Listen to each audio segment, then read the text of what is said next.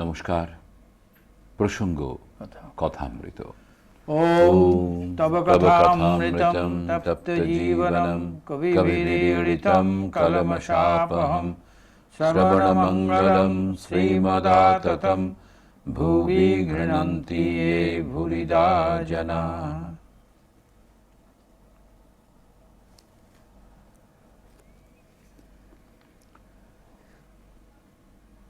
দক্ষিণেশ্বরের কালীবাড়িতেই ঠাকুর আছেন, ভক্তরা এসেছেন। তবে কাজের দিন বলে ভক্ত সমাগম একটু কম, যেটা রবিবারে সচরাচর একটু বেশি হয়। এই জায়গাতেই ঠাকুর বিভিন্ন প্রসঙ্গে কথা বলছিলেন। আমরা গতকালও এই প্রসঙ্গে কথা বলেছি, কিন্তু দেখুন গতকাল আমরা ওই কথাগুলোর মধ্যে আমার বেশ মনে আছে একটি ওই চাষার ছেলের উপমা ঠাকুর দিয়েছিলেন। সেই গল্পটির মধ্যে জ্ঞানী চাষা, ওর সেই যে ছেলেটি মারা গেল, বাড়ি ফিরে এসে দেখলে পরিবার হাহুতাশ করছে, কাঁদছে। একটাই মাত্র ছেলে তার মারা গেছে শুনলো, তাই নিয়ে পরিবার কান্নাকাটি করছে।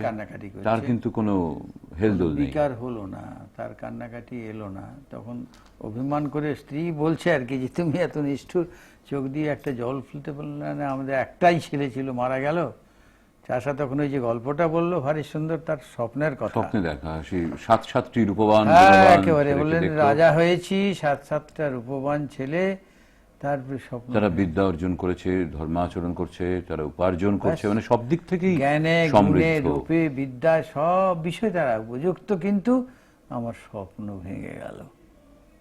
কিরকম এই স্বপ্নটা এবং এই আমরা জাগ্রত অবস্থাটা। হ্যাঁ, এটা কি যে কোনো মানুষের, চাষির কথা যখন বলেছেন তখন নিশ্চয়ই এটা সবার ক্ষেত্রেই প্রযোজ্য।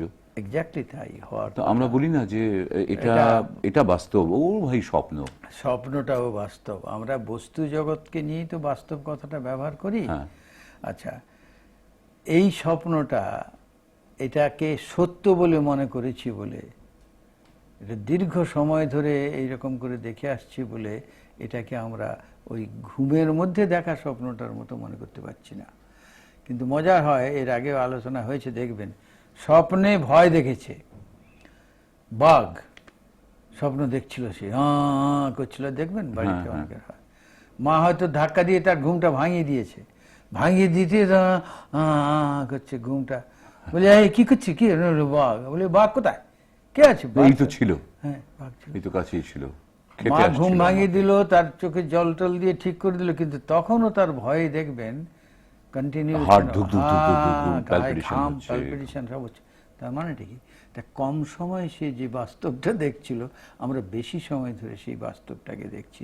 এটা হলো জাগ্রতের সঙ্গে ওই স্বপ্ন নিদ্রিতের তফাৎ। মানে আমরা কি এরকম ভাবতে পারি যে এই যে আমরা জাগতিক জীবনটা, এটাও যেন কোন একটা ঘুমের মধ্যেই আছি, এটা ওইরকমই, কখন চলে যাবে, কখন ঘুম ভেঙে যাবে, মানে ঘুম ভেঙে যাবে, কিন্তু তখন যদি আমার এইটার প্রতি টান, আসক্তি, এটাকে সত্য বলে বোধ হয়ে থাকে, তখন আর সেইটা ঘুম ভেঙেছে বলে মনে হবে না। কিন্তু তা না হলে ওই যে গান গেয়েছিলেন সেদিন মনে আছে, ঘুম ভেঙেছে আর কি ঘুমায়, আমি যোগে জাগে জেগে আছি, যার ঘুম তারে দিয়ে মায় আমি ঘুমের ঘুম পাড়াইছি, ঘুম ভেঙেছে আর কি ঘুমাই। গিরিশ ঘোষের গান ছিল, জুড়াইতে চাই কোথায় জুড়াই, গাইতে গাইতে যখন বলছেন, কে আছো চেতন করো হে চেতন, যে আছো চেতন ঘুমায় না আর, এই জীবন ঘোর নিবিড় আধার, এসব আছে। এটা কে বলবে? যে অনুভব করেছে সে বলবে, অন্য কেউ বলতে পারবে না।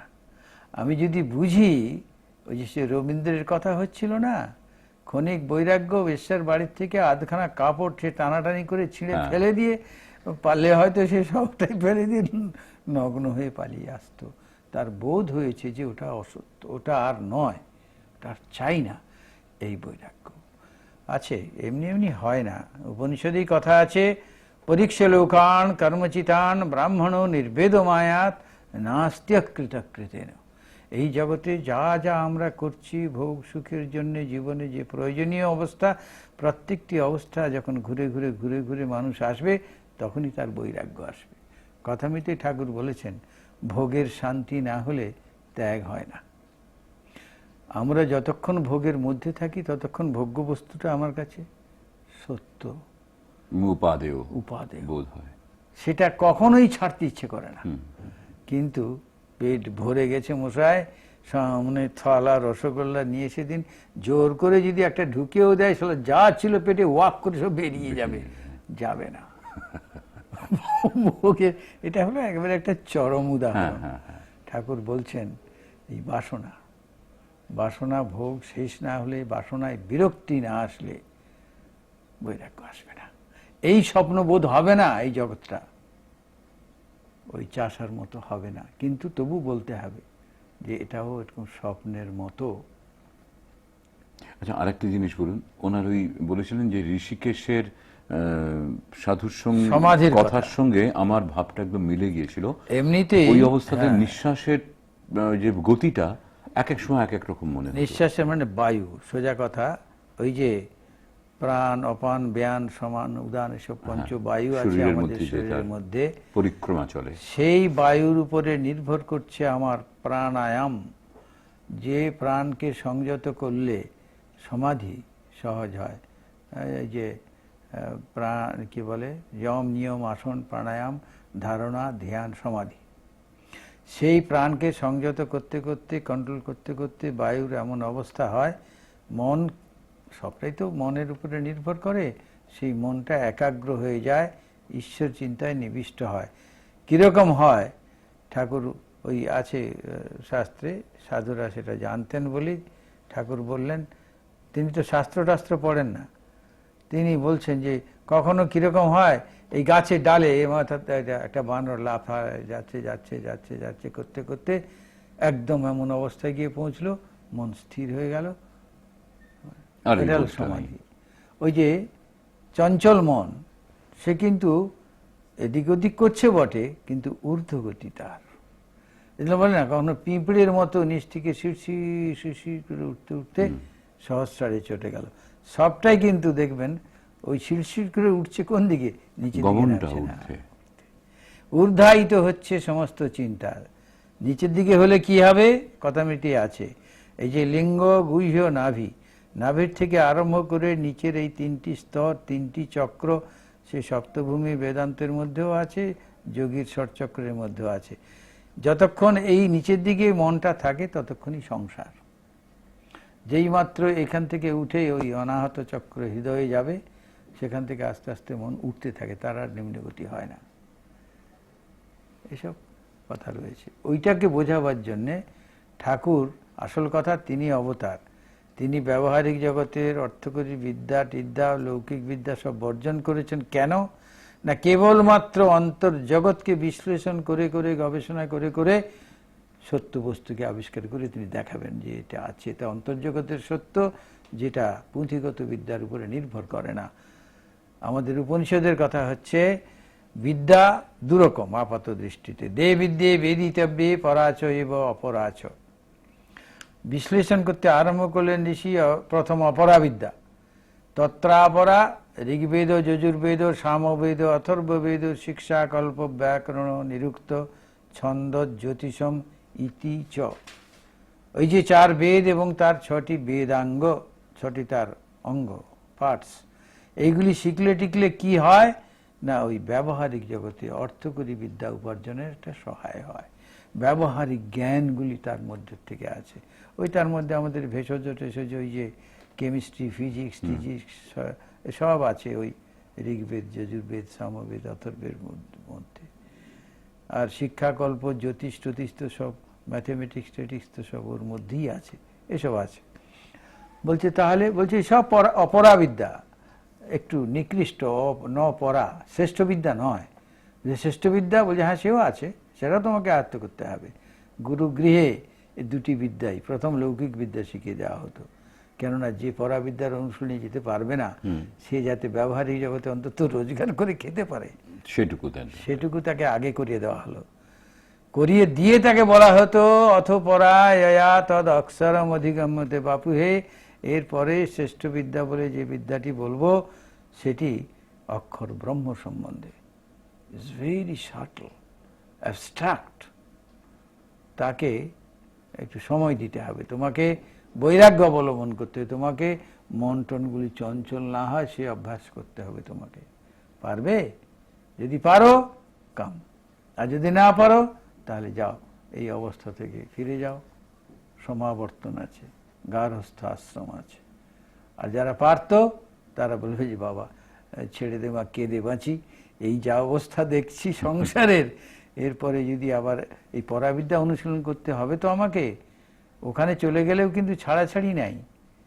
এই যে জন্ম নেই জন্মান্তরে, বা তোমাকে এই পরাবিদ্যার অনুশীলন করতেই হবে, না হলে মুক্তি নাই। এই যে অধ্যাত্ম বিদ্যাটাকে পরিপূর্ণভাবে ভারতবর্ষ সকলের সামনে তুলে ধরেছিল। সে সাধারণ মানুষ হোক, খেটে খাওয়া মানুষ হোক, আর উচ্চ আধ্যাত্মিক চিন্তার মানুষ হোক, সকলেই জানতো যে আমার জীবন বলতে এই, জীবন বলতে ঈশ্বরত্ব, জীবন বলতে আমার ঈশ্বরের উপলব্ধি, তার সঙ্গে বিনিয়ে হয়। আর একেবারে শেষে গিয়ে যেখানে বলেছিলেন ওই পরাবিদ্যা না, যারা ওই ঠাকুর বলছিলেন লোকের মঙ্গলের জন্য যারা সাধক মানুষ তারাই চলে গিয়ে আবারও ফিরে আসেন। ওই যে সে কথাই বলছিলাম যে ঈশ্বর কোটি বা অবতার। তখন মাস্টারমশাই ভাবছিলেন যে তার মানে কি এরকমই দাঁড়াচ্ছে যে ঠাকুরের হাতেই জীবের মুক্তি। হাজরা আবার মাঝখান থেকে একটা ফুট কেটেছিলেন যে ঈশ্বরকে তুষ্ট করতে পারলেই হলো, তা সে অবতার থাকুন। মুশকিল হচ্ছে হাজরা তো এইসব ব্যাপারটা ঠিক বুঝতে পারেনি।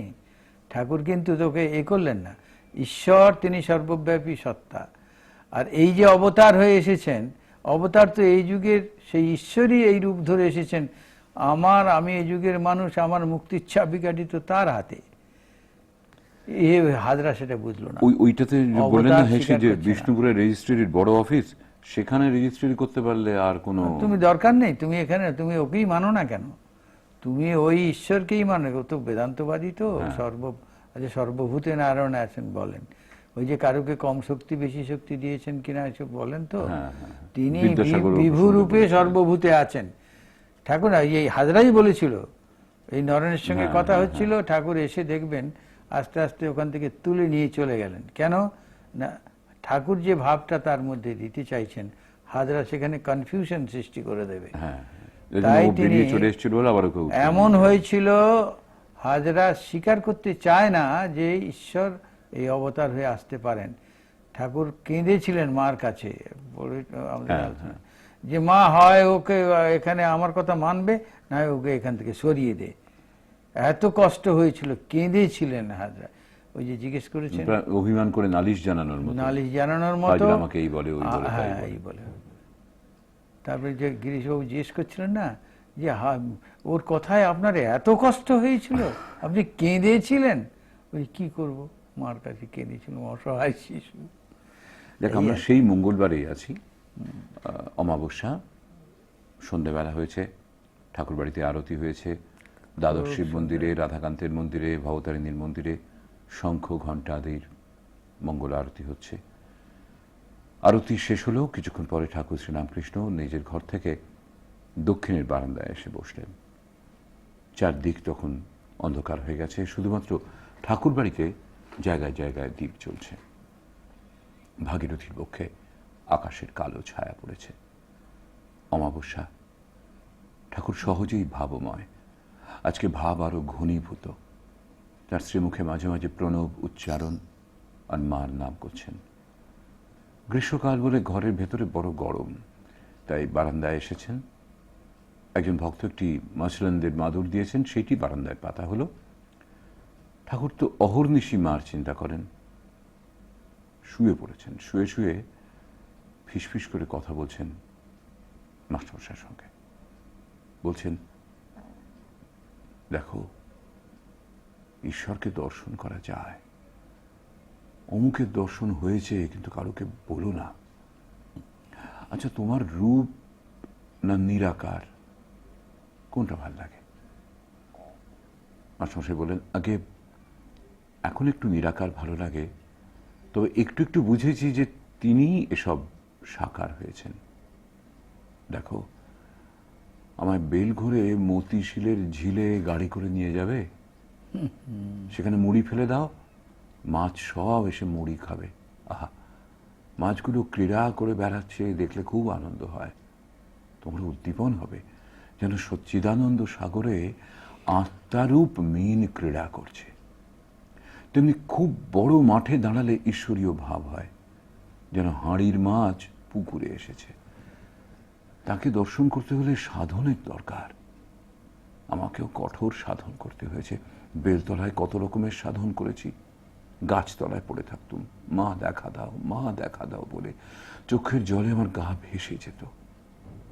মাস্টারমশাই বললেন, আপনি কত সাধন করেছেন, আর লোকের কি এক্ষণেতেই হয়ে যাবে? বাড়ির চারদিকে আঙুল ঘুরিয়ে দিলে কি দেয়াল হয়? ঠাকুর হেসে বললেন, অমৃত বলে একজন আগুন করলে 10 জন পোয়ায়। আরেকটি কথা, নিত্যে পৌঁছে লীলায় থাকা ভালো। মাস্টারমশাই বললেন, আপনি বলছেন লীলা বিলাসের জন্য? না, লীলাও সত্য। আর দেখো, যখন আসবে তখন হাতে করে একটু কিছু আনবে। নিজে বলতে নাই অভিমান হয়। অধর সেনকেও বলি 1 পয়সার কিছু নিয়ে এসো। ভবনাথকে বলি 1 পয়সার পান আনিস। ভবনাথের কেমন ভক্তি দেখেছ? নরেন্দ্র ভবনাথ যেমন নরনারী। ভবনাথ নরেন্দ্রের অনুগত। নরেন্দ্রকে গাড়ি করে এনো, কিছু খাবার আনবে, এতে খুব ভালো হয়।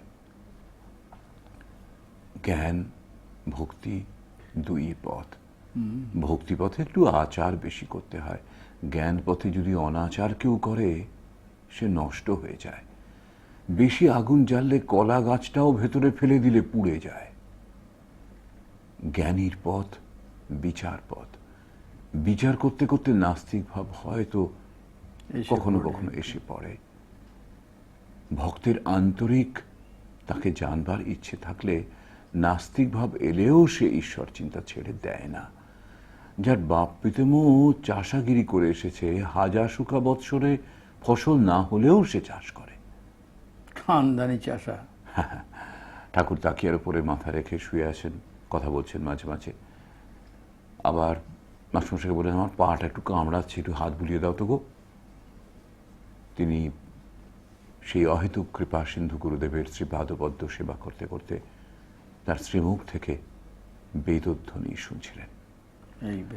মাস্টারমশাইও তার খুব একান্ত স্নেহ এবং সাহচর্য পেয়েছিলেন। উনি বুঝতেন যে আমার এই মনের কথাগুলো কার কাছে বললে সে ঠিক এটার মজা হলো অর্থটা বুঝবে, সমাদর করবে। মাস্টারমশাই যে বেদধ্বনি তিনি বললেন, আমি মাঝে মাঝে বলে যে শ্রীরামকৃষ্ণ লেখাপড়া জানতেন না, বলে না।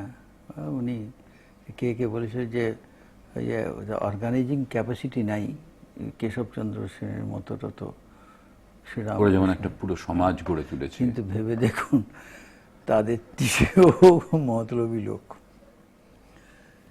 তিনি এই মাস্টারকে চাই মনুষ্য জীবনের উদ্দেশ্য লাভ, এইটি তাকে এই জগতে বলতে হবে প্রথম, সোজাসুজি বলার জন্যে তাকে মনুষ্য জগতের সবই তো মনুষ্য, কিন্তু সেখানে গৃহী আছে, ত্যাগী আছে না? সুতরাং ত্যাগীদের জন্য তিনি পেয়ে গেছেন একজনকে। সেই সপ্তর্ষির একজন ঋষি ধ্যানস্থ হয়েছিলেন কলকাতায়, নরেনকে দেখেই বলছেন যে আমি চিনেছি সেই ঋষি। তাকে বেশি বলতে হচ্ছে না, তবু একটু পরীক্ষা নিরীক্ষা করে নিতে হচ্ছে, কেননা তিনি দেখেই বুঝেছেন যে এই ভোগপূর্ণ কলকাতায় অমন শুদ্ধ সাত্ত্বিক গুণের প্রকাশ দেখা যায় না। অবাক হয়েছেন প্রথম দর্শনেই, যখন ওই যে তার ভাবটা, মন চলো নিজ নিকেতনে। আর একজনকে তার দরকার, কেন সবাই তো আর ত্যাগের পথে যাচ্ছে না। এই যে সনাতন ধর্মে নিবৃত্তি মার্গ বলে একটা কথা, আর প্রবৃত্তি মার্গ বলে আর একটা কথা আছে। তা নিবৃত্তির পথ কাদের?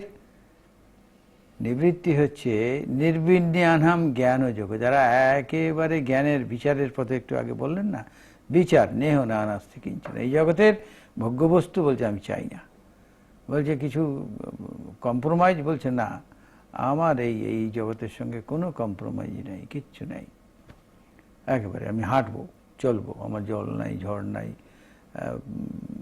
ভয় নাই, ডর নাই, ক্ষুধা নাই, তৃষ্ণা নাই, এই বলবে তো। না হং দেহ জন্ম মৃত্যু কুতুমি, আমার জন্ম মৃত্যুই নাই, বেদান্তবাদীরা বলবে না হং প্রাণ খুদ পিপাসা কুতুমি, আমি প্রাণই নয়, আমার আবার ক্ষুধায় কি আর তৃষ্ণায় কি, সাংঘাতিক।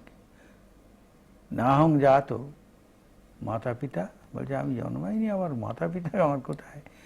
নিত্য শুদ্ধ বুদ্ধ মুক্ত স্বভাব, ওই সেই হস্তামূলকের কথা মনে পড়ছে। এই হচ্ছে জ্ঞান বিচারের পথ, নিবৃত্তির পথ।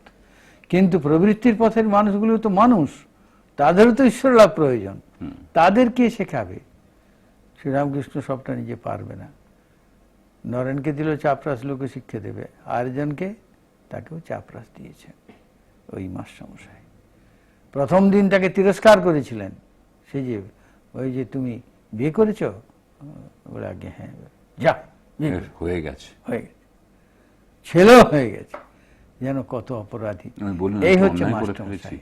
আমার বক্তব্য যে মাস্টারমশাইয়ের কিরকম বিনয় দীনতা, তিনি তো মশাই তখনই চলে যেতে পারতেন, আমি বিয়ে করেছি মশাই, আমার ছেলে হয়েছে, আপনার কি?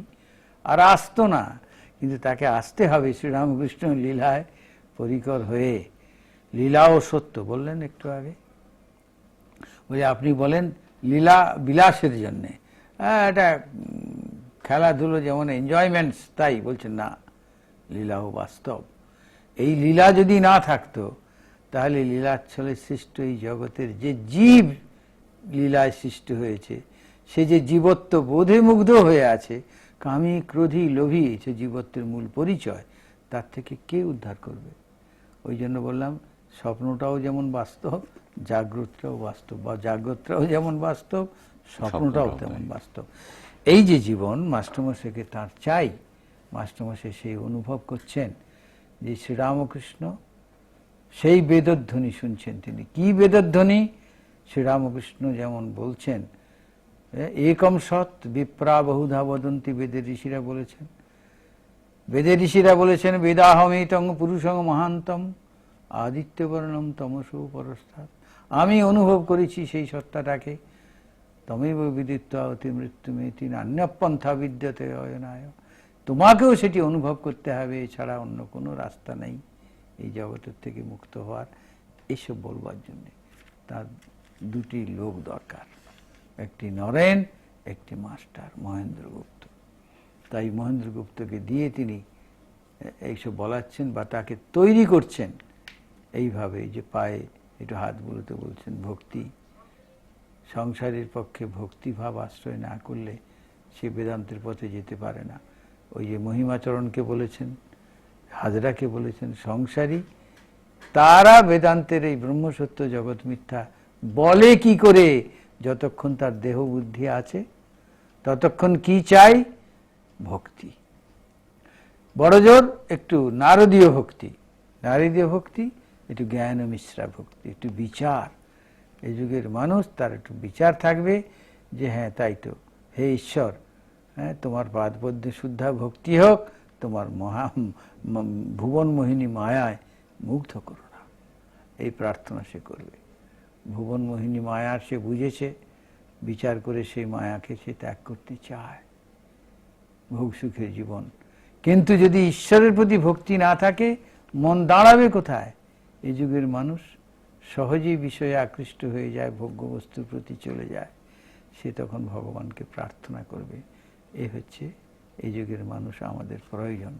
তাই মাস্টারমশাইকে কি সুন্দর কথা বললেন। একটা এই কি বলে, মাস্টারমশাই কমেন্ট করেছেন না, যে ঠাকুর জীবের কল্যাণের জন্যই দেহ ধারণ করেছেন, বা জীবের মুক্তির চাবিকাঠিটা তার হাতে রয়েছে, এটা তার অনুভব, এটা তার অনুভব। কারণ মাস্টারমশাই অনুভব, এই অনুভব তাকে করতেই হবে, তা না হলে তো তার মুক্তি তো দরকার। এর আগে মাস্টারমশাইকে ঠাকুর জিজ্ঞেস করেছিলেন যে তুমি কোনো স্বপ্ন টপ্ন দেখো, মনে পড়ে? বলি হ্যাঁ, এটা সম্প্রতি একটা স্বপ্ন দেখেছি। বলে কি স্বপ্ন দেখেছো? বলছি আবার সব জলে জলময়, কোথাও কুল কিনারা নেই, কতগুলো নৌকা আছে, একটা জাহাজ দাঁড়িয়ে আছে, হঠাৎ ঢেউ এলো, ঝড় এলো, নৌকাগুলো পটাপট ডুবে ডুবে গেল। এটা এতে দাঁড়িয়েছিল জাহাজে, দেখছি একজন জলের উপর দিয়ে ব্রাহ্মণ হেঁটে যাচ্ছে। তা আমি জিজ্ঞেস করছি যে মশাই কোথায় যাচ্ছেন? ওই ভবানীপুরে যাচ্ছি। ভবানীপুর, ভবানীপুরের মানুষ আপনি তো বুঝতে পারবেন ভালো। ভবানীপুরটা, ওটা মাস্টারমশাই ভবানীপুরে গদাধর আশ্রমের পাশে থাকতেন। আচ্ছা। হঠাৎ হয়তো মনে হয়েছিল স্বপ্নে, তো সব হতেই পারে। তা মাস্টারমশাই বলছেন যে ব্রাহ্মণকে জিজ্ঞেস করলাম, আপনি কি করে যাচ্ছেন জলের উপর দিয়ে? বলছে, দেখো এখানে নিচে বরাবর সাঁকো আছে, কোনো কষ্ট নাই, হেঁটে যাওয়া যাচ্ছে। বলছে, আপনি একটু দাঁড়ান। আমি ওটা হয়তো ওই জন্যই, মানে আমি এরকম একটা প্রায় শখাত সলিলে পড়ে আছি, আর আমারই বাড়ির দিকে আরেকজন লোক যাচ্ছে, অন্য কোথাও গেলে হয়তো মুশকিল ছিল। এক্স্যাক্টলি তাই হতে পারে। কিন্তু মজা হলো, ঠাকুর যেটা বলছেন, তার এই স্বপ্নটা শুনে বলছেন আমার রোমাঞ্চ হচ্ছে। কি বললেন? শুধু যে এই পথটা তুমি দেখে রাখো, তোমার এখনো সময় হয়নি, পরে আসবে, এখন তুমি আমার সঙ্গে এলে হবে না। কিন্তু তোমার স্বগৃহে যাওয়ার পথ একটা এখান দিয়েও একটা আছে। আছে সেজন্য বলছেন তুমি মন্ত্র লও, আমার রোমাঞ্চ হচ্ছে। এটা হচ্ছে কথা। মন্ত্র লও মানে ইউ জাস্ট এই রাস্তাটা জেনে নাও, ভালো করে জেনে নাও। এইটা জেনে না নিলে তুমি এগোতে পারবে না। তাই মাস্টারমশাইকে বললেন মন্ত্র লও। এই যে এখানে আমার তো মনে হচ্ছে ভবানীপুর শব্দটা আবারও সেই নিজ অন্তঃপুর, মানে নিজ গৃহ, সেইখানে যেন ফিরে যাওয়ার একটা নির্দেশ। একদম ঠিক কথা। খোঁজো নিজ অন্তঃপুরে, বা মন চলো নিজ নিকেতনে। হ্যাঁ, এখানে আরেকটা কথা মাস্টারমশাই শেষ দিকে বলেছিলেন যে আপনি বলছেন আপনি এত সাধন করেছেন তবে এই জায়গায় এসে পৌঁছেছেন, আর অনেকেই চায় যে চট জলদি, মানে এক মুহূর্তে ঘুরিয়ে দিলে দেওয়াল হবে, তা তো হয় না। সত্যি অনেক সময় লাগে, এবং তার মতো মানুষেরও যদি এত রকম কৃচ্ছ সাধনের মধ্যে দিয়ে তবে এই উপলব্ধিতে পৌঁছতে হয়, এই প্রাপ্তিতে সত্যি সত্যি তিনি পৌঁছতে পারেন, তাহলে আমরা তো সে অর্থে বলতে গেলে কিছুই করছি না।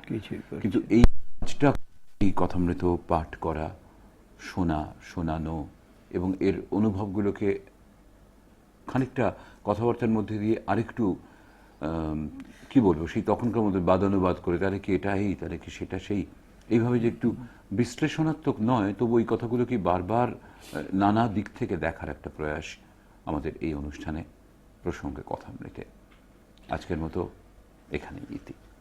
ওম নিরঞ্জনম নিত্যম অনন্তরূপম ভক্তানুকম্পাধৃত বিগ্রহং বৈ ঈশাবতারম পরমেশমিড্যম তং রামকৃষ্ণং শিরসা নমামঃ।